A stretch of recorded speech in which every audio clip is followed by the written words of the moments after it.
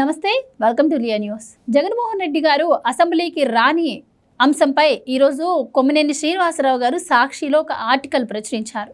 గతంలో చాలా సందర్భాల్లో ముఖ్యమంత్రులుగా పనిచేసినటువంటి వాళ్ళు ప్రతిపక్ష హోదా లేకపోయినా చాలామందికి అవకాశం ఇచ్చారని, ఇప్పుడు ఎందుకు చంద్రబాబు గారు కావచ్చు, స్పీకర్ గారు కావచ్చు ఆ పని చేయట్లేదు అని చెప్పి ఆయన ప్రశ్నిస్తున్నారు. మాట్లాడేంత సమయం ఇస్తే వైసీపీ ఎమ్మెల్యేలు అసెంబ్లీకి వస్తారని చెప్పి ఆయన అంటున్నారు.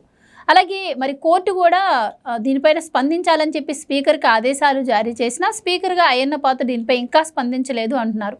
సో కొమ్మినేని శ్రీనివాసరావు గారు అయితే జగన్మోహన్ రెడ్డి గారికి అలాగే ఆ పార్టీ ఎమ్మెల్యేలకు సభకు రావాలని ఉన్నట్టు, కూటమి ప్రభుత్వం కానీ స్పీకర్ కానీ వాళ్ళకి మాట్లాడేంత సమయం ఇస్తే వస్తారు అన్నట్టు ఆయన ఆర్టికల్ సారాంశంలో అయితే ప్రచురించడం జరిగింది. సో ఆయన అసలు అసెంబ్లీ గురించి ఇంత చర్చ నడుస్తున్నా కూడా గతంలో పాడిన పాటే ఇప్పుడు పాడుతూ వస్తున్నారు. దీన్ని ప్రజలు ఎంతవరకు నమ్మే అవకాశం ఉంది, ఆయన అభిప్రాయాన్ని ఏ విధంగా చూడొచ్చు తెలుసుకుందాం. మనతో పాటు ఉన్నారు సీనియర్ జర్నలిస్ట్ దుర్గా కుమార్ గారు. నమస్కారం అండి. నమస్కారం గోవర్ధని, మన వీక్షకులు కూడా. సార్, ఈరోజు కొమ్మినేని గారు ఒక ఆర్టికల్ రాశారండి. దాంట్లో స్పీకర్ తగినంత సమయం ఇస్తామని చెప్పట్లేదు, అందుకే వైసీపీ ఎమ్మెల్యేలు కావచ్చు, జగన్మోహన్ రెడ్డి గారు కావచ్చు అసెంబ్లీకి రావట్లేదు. సమయం ఇస్తామని వాళ్ళు కానీ బయటకు వచ్చి చెప్తే, అలాగే చంద్రబాబు గారు ప్రతిపక్ష హోదా ఇస్తామని చెప్తే వస్తారు అని చెప్పి ఆయన ఆర్టికల్లో ప్రచురించడం జరిగింది. దానికి సంబంధించి ఆయన కొన్ని ఉదాహరణలు కూడా చెప్పారు. ఎలా చూడవచ్చు అంటారు? ఆయన ఎవరో కాదమ్మా, మాకు సీనియరే. మాకన్నా ముందు ఈనాడులో ఒక ఏడాది సీనియర్ ఆయన కొమ్మినేని శ్రీనివాసరావు కాదు, కొమ్ము కాసే శ్రీనివాసరావు అనేది ఇప్పుడు అర్థమవుతుంది. ఆయన రాసిన ఆర్టికల్లో ఒక్క పసున్న విషయం లేదు, అన్ని అబద్ధాల పుట్టలు. జగన్మోహన్ రెడ్డి ప్రజల్లో పరపతి కోల్పోయి తను ఉనికినే కోల్పోతున్న దశలో కొమ్ము కాసే శ్రీనివాసరావు ఆయన భుజాన వేసుకున్నాడు జగన్మోహన్ రెడ్డి అంశాన్ని. అసలు అందులో ఏమీ ఒక పరిపక్వత లేదు, ప్రజాస్వామ్య నిబంధనలకి అన్వయించే విధంగా కూడా లేదు. కేవలం ఆయనకి ప్రతిపక్ష హోదా ఇవ్వాలి అనేదే ఆయన మొండి వాదన. తాను పట్టిన కుందేటికి మూడే కాళ్ళు అని కొమ్ము కాసే శ్రీనివాసరావు గారు ఆర్టికల్ అంతా పదే చెప్పింది అంతే, అంతకుమించి అందులో ఏమీ లేదు.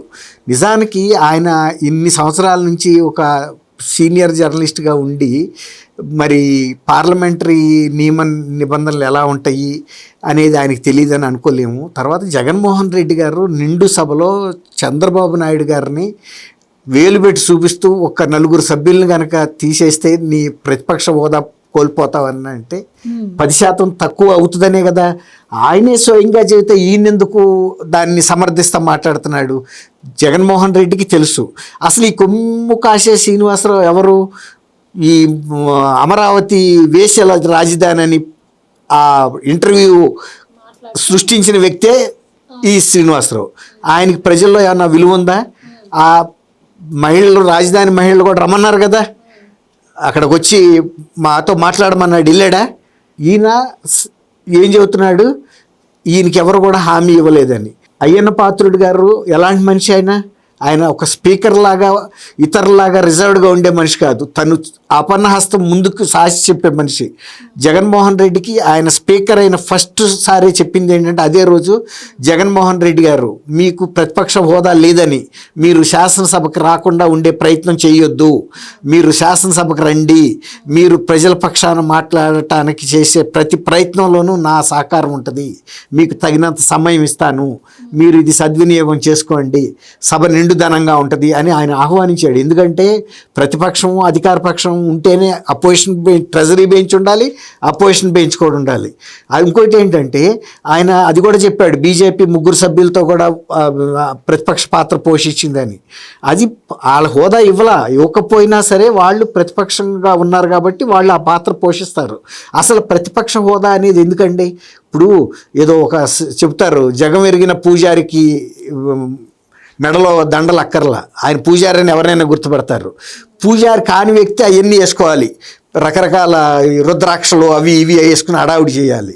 ఇప్పుడు అతనికి 11 మంది సభ్యులు ఉండి కూర్చుంటే నీకు ప్రతిపక్ష హోదా ఉందా లేదా అని ఎవరు అడుగుతారు? నువ్వే కదా మాట్లాడాలి ప్రతిపక్ష తరఫున, ఇంకెవ్వరు లేరు ఆ 11 మంది తప్ప. ఆ పక్ష నాయకుడు జగన్మోహన్ రెడ్డి గారే. ఆయన మాట్లాడితే కాదనేది ఎవరు? తర్వాత ఇంకోటి, ఏ ప్రతిపక్ష నాయకుడికైనా ముఖ్యమంత్రికైనా అపరిమితమైన టైం శాసనసభ ఏ చట్టసభ కూడా ఇవ్వదు. ఈవెన్ అధికార పక్ష ఎమ్మెల్యే ఎవరు చీఫ్ మినిస్టర్కి అయినా సరే చీఫ్ మినిస్టర్ కూడా తను పరిమితికి లోబడి మాట్లాడాలి. అది చట్టసభ అంటే. మన ఇళ్లలోగా ఇష్టం వచ్చినట్టు చెత్త అంతా మాట్లాడేస్తామంటే ఎట్లా? రెడ్డి గారు బయట ప్రెస్ మీట్లు పెట్టి ఆయన గళం విప్పుతున్నారు, అంతసేపు మరి అసెంబ్లీలో ఆయనకి టైం ఇవ్వగలరా అని చెప్పి ప్రశ్నిస్తున్నారు. ఆయన ప్రెస్ కాన్ఫరెన్స్లో పెట్టే ప్రెస్ మీట్లో ఏదన్నా మ్యాటర్ ఉంటుందా? ఏముంటలేదు. వాళ్ళ టైం వేస్ట్ చేసుకోవటం, ఆయన టైం వేస్ట్ చేసుకోవటం తప్ప ప్రజలకు సంబంధించిన అంశాలు అసలు ఆయన ఏం మాట్లాడలేకపోతున్నాడు. పక్కన ఉన్న వాళ్ళు కూడా ఆయన పట్ల అసహ్యంగా చూస్తున్నారు. ఏం మాట్లాడుతున్నాడు ఈయనని. ఆ మధ్యలో ఏదో ఆయనకి ఆరోగ్యం బాగోట్లేదు, ఎక్కడో లండన్ నుంచి మందులు వస్తున్నాయి అని చెప్పారు. మరి ఆ మందులు కూడా మరి పనిచేయట్లేదా, లేకపోతే చీఫ్ మినిస్టర్ కాదు కాబట్టి తెప్పించట్లేదా తెలీదు. మరి ఆయన సరైన తీరుగా అయితే వ్యవహరించట్లేదు, మాట్లాడట్లేదు. తర్వాత ఎంతమంది ప్రజలు ఆయన అసెంబ్లీకి వెళ్ళి మన సమస్యలు ప్రస్తావిస్తాడనే కదా 11 మంది సభ్యులను ఇచ్చారు. ఒక్క సభ్యుడు ఇచ్చినా కూడా వెళ్ళాలి కదా. అట్లా అంటే చంద్రబాబు నాయుడు గారికి సంబంధించిన 22 మంది సభ్యుల్ని సభ నుంచి మార్షల్స్తో ఎత్తి బయటకు పంపించేస్తే కూడా ఆ రోజు ఆయన సభలో లేడు. కానీ మర్నాడు వచ్చి ఆయన ఒక్కడే వెళ్ళాడు సభలోకి. అంటే ఒకనొక సందర్భంలో చంద్రబాబు గారు కూడా అలా సతీమణి ఏదో అన్నారని వెళ్ళిపోయి 2 ఏళ్ళు రాలేదు. ఒకనొకప్పుడు ఎన్టీఆర్ గారు కూడా 2 ఏళ్ళు రాలేదు, జయలలిత కూడా రాలేదు. ఇప్పుడు జగన్మోహన్ రెడ్డి గారు రాకపోతే తప్పేంటి, అయినా సమయం ఇస్తే వస్తా అంటున్నారు కదా, ఎందుకు ఇవ్వరు అని వాళ్ళు. జగన్మోహన్ రెడ్డి గారు రాకపోతే ఎవ్వరు బాధపడాల్సిన అవసరం లేదు. జగన్మోహన్ రెడ్డికి సంబంధించిన 11 మంది సభ్యులు రాకపోయినా ఎవడో బాధపడాల్సిన అవసరం లేదు. అది ప్రజలకు సంబంధించిన అంశం కాదు. కానీ ఆయనకి ఇచ్చిన బాధ్యతను నెరవేర్చడంలో ఆయన విఫలమయ్యాడు. ఆ పార్టీ అంతరించిపోద్ది తప్ప ఎవరికి వచ్చిన నష్టం లేదు, ప్రజలకు వచ్చిన నష్టం కూడా లేదు. ప్రజలు కూడా అక్కడ ఉండే తెలుగుదేశం నాయకులను, కూటమి నాయకులను అడిగి పనులు చేయించుకుంటారు. తర్వాత కూటమి నాయకులు కూడా ఆ నియోజకవర్గాలకు ఏమైతే చేయాలో అవి చేస్తారు. ఇప్పుడు నీళ్లు తీసుకెళ్లారు కదా పులివెందులకి, ఇప్పుడు ఈ నుంచి అడిగితే చేశారా జగన్మోహన్ రెడ్డి? ఇరిగేషన్ వాటర్ తీసుకెళ్లారు కదా, కృష్ణా వాటర్. అట్లాగే ఎవడు రాకపోయినా ఏది ఆగదు. సమస్యల పరిష్కారం అనేది ఒక సహజ పద్ధతిలో జరుగుతూనే ఉంటుంది. కాకపోతే ఈయన ఏమంటున్నాడు, అధికార పక్షానికి చెందిన స్పీకర్ చొరవ తీసుకోవట్లేదు అంటున్నాడు. స్పీకర్ చొరవ తీసుకున్నాడు. హైకోర్టు ఇచ్చిన ఆదేశాల మీద స్పీకర్ రూలింగ్ ఇచ్చేశాడు. స్పీకర్ తన పరిధిలో తను చేయగలుగుతాడు తప్ప హైకోర్టు ఆయన్ని పొజిషన్ ఏంటి చెప్పమంది. ఆయన శాసనసభలోనే నిండు సభలో ఆయన రూలింగ్ చదివి వినిపించేశాడు. నాకు ఫలానా ఆయన ఇలాంటి అప్లికేషన్ పెట్టాడు నన్ను గుర్తింపు ఇవ్వమని. కానీ గుర్తింపు ఇవ్వడానికి పార్లమెంటరీ సాంప్రదాయాల్లో లేకపోతే పార్లమెంటరీ నిబంధన ప్రకారం సాధ్యం కాదు. ఆయన హైకోర్టులో కేసు వేశాడు. ఆ కేసు విషయంలో కూడా ఏమీ వాళ్ళు విచారించదగ్గ అంశమా కాదా అనేది కూడా ఇంకా నిర్ధారణ జరగలేదు. అంటే కేసు టేకప్ చేయొచ్చో లేదో కూడా వాళ్ళకి తెలియదు. తర్వాత ఇంకోటి ఏంటంటే హైకోర్టు ఇచ్చిన ఆదేశాలు స్పీకర్ మీద వర్తిస్తాయా లేదా అని కూడా హైకోర్టు కూడా 1-2 సార్లు ఆలోచించుకోవాలి. శాసనసభ చట్టసభల్లో స్పీకర్ది అంతిమ నిర్ణయం అంతే తప్ప చట్టసభల్లో మళ్ళీ కోర్టులు ప్రమేయం ఉండదు. అట్లాగే కొన్ని కోర్టుకు సంబంధించిన ఉత్తర్వుల్లో కూడా చట్టసభలు ప్రవేశించలేవు. ఇట్లా దేనికి దానికి రాజ్యాంగ నిర్మాతలు చక్కటి ఒక సెట్ ఆఫ్ రూల్స్ పెట్టారు. కాబట్టి ఈయన ఎంతసేపు తెలుగుదేశం వాళ్ళు ఈయన ఆహ్వానించలేదు, పిలవలేదు, గళమిప్పుతున్నాడు. గళమిప్పితే ఏంటి? నువ్వు గళమిప్పితే ఏం జరగాలి? నువ్వు శాసనసభలోకి వచ్చి ఆయన అసలు శాసనసభలోకి వచ్చింది ఎప్పుడు? ఈయన గొంతు నొక్కింది ఎవరు? అసలు సభలోకి వెళ్ళకపోతే గొంతు ఎక్కడ నొక్కారు? వివేకానంద రెడ్డి గారు గొంతు తెగ నరికారు, కానీ జగన్మోహన్ రెడ్డి గొంతు ఎవడో నొక్కాడు?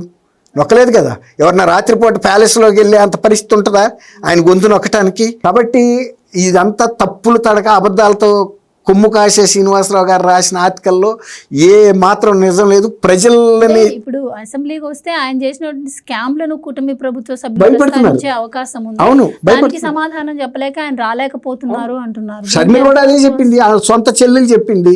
ఇప్పుడు ఆయనకన్నా ఆయన మనస్తత్వం తెలిసిన వాళ్ళు ఎవరుంటారు?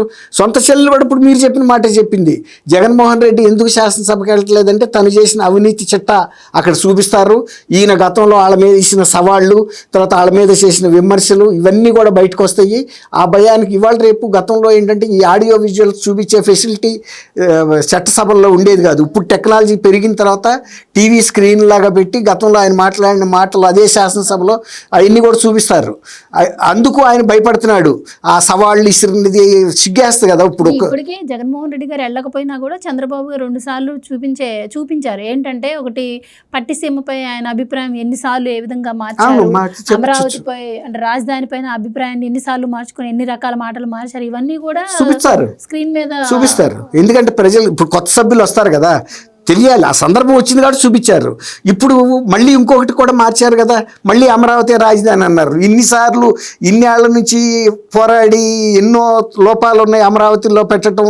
చంద్రబాబు నాయుడు గారు కుట్ర, ఆయన భూములు కొన్నాడు, ఏదో ఒక సామాజిక వర్గానికి మేలు చేయడానికి చేశాడు, ఆ భూములు పరికిరావు మునిగిపోతాయి, ఇవన్నీ ఇన్ని చెప్పిన కథలు మళ్ళీ ఆఖరికి అమరావతికే వచ్చారు. అంటే వాళ్ళకు ఒక స్పష్టత లేదు. ఇప్పుడు అది సాక్షి పత్రికలో వాళ్ళు ఏది రాసైనా చేయగలరు. ఇప్పుడు ఒక సింపుల్ ఎగ్జాంపుల్ అడుగుతానమ్మా. చంద్రబాబు నాయుడు గారు వివేకానంద రెడ్డి గారిని చంపాడా? ఒక్క క్వశ్చన్కి సమాధానం చెబితే ఈ ఆర్టికల్కి కూడా సమాధానం అక్కడే దొరుకుతుంది. ఆయన చంపాడా అంతకుడా? వాళ్ళు వేశారు, ఫ్రంట్ పేజీలో వేశారు, దానికే విలువ లేదు. కాని విషయాన్ని కూడా వేశారు. అట్లాగే ఇప్పుడు ఇందులో రాసిన దాంట్లో కూడా ఇప్పుడు నేతి బీరకాయలో నెయ్యి ఎలాగో లేదో కొమ్ము కాసే శ్రీనివాసరావు గారు రాసిన ఆర్టికల్లో కూడా ఒక్క ఇసుమంత కూడా ధర్మం లేదు. అసలు అయ్యన్న పాత్రుడు గారు అన్నిసార్లు ఆహ్వానిస్తే ఈయనకి వినపడలేదా? ఆయనకి కనపడలేదా? ప్రజలందరూ వినలేదా? అనేక సార్లు పిలిచాడు రమ్మని. వెళ్ళి లాక్కొస్తారు ఎవడన్నా.